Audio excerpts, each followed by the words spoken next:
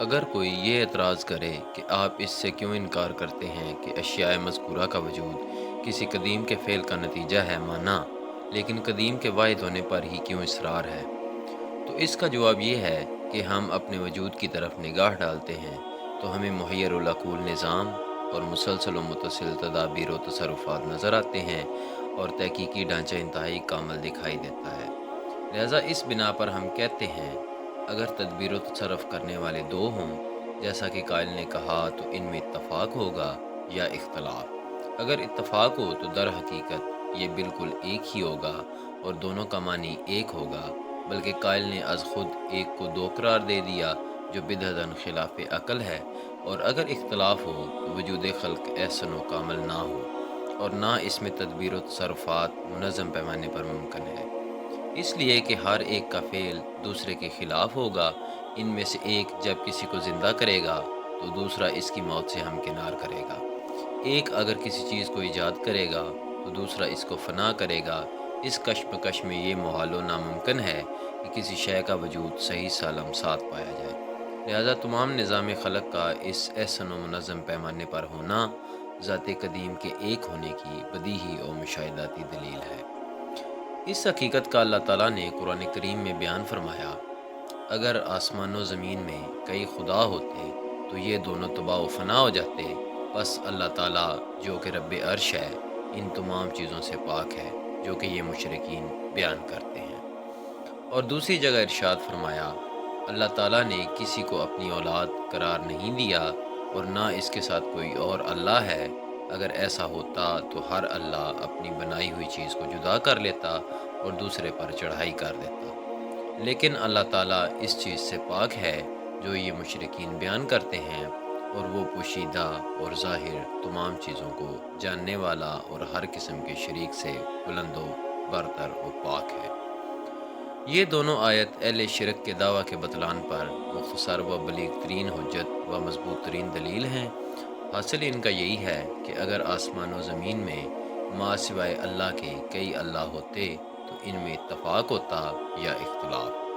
اتفاق کی صورت میں قدیم کے دو ہونے کا قول باطل ہو جاتا اور اقرار توحید کے بغیر چارہ نہیں رہتا، اور اختلاف کی صورت میں آسمان و زمین میں فساد و فنا لازم آتا، اس لیے کہ ایک اگر کسی چیز کو پیدا کرتا تو دوسرا اس کی مخالفت کی بنا پر معدوم و ختم کرنے کی کوشش کرتا، کیونکہ ہم نے دونوں کے افعال مختلف فرض کیے ہیں۔ جس طرح کہ آگ کا کام گرم کرنا اور برف کا کام ٹھنڈا کرنا ہے، اس کے علاوہ ایک اور اعتبار سے بھی یہ قول باطل ہے، اور وہ اس طرح کہ اگر بالفرض اہل شرک کے دعوے کے مطابق دو قدیم وجود تسلیم کر لیے جائیں تو وہ قدیمین دو حال سے خالی نہیں، دونوں قوی ہوں گے یا عاجز۔ اگر عاجز ہوں تو ہر ایک اپنے مقابل کی نسبت عاجز ہوگا، اس لیے کہ مقابل کو ہم نے قوی قرار دے دیا جس کا لازمی نتیجہ دوسرے کا عجز ہے۔ اس دلیل کی روح سے دونوں ہی عاجز قرار پائیں گے، اور عاجز اللہ بننے کا اہل نہیں۔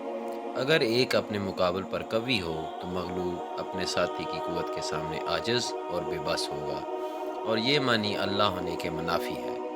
نتیجہ یہ ہے کہ قدیم واحد کا تسلیم کرنا ضروری ہے، وگرنہ ہر صورت میں محال کو تسلیم کرنا لازم آتا ہے۔ اللہ تعالیٰ اہل شرک کی افتراء پردازیوں سے پاک و مبرہ ہے۔ اس تمام تر بحث سے معلوم ہوا کہ قدیم اور اشیاء کی خالق و منافع ذات صرف وہی ایک ذات ہے جو ہر چیز سے پہلے تھی اور ہر چیز کے بعد بھی وہی رہے گی۔ سب سے اول بھی وہی اور سب سے آخر بھی، لیکن اول و آخر ہونے کی انتہا نہ ازل میں ہے اور نہ ابد میں۔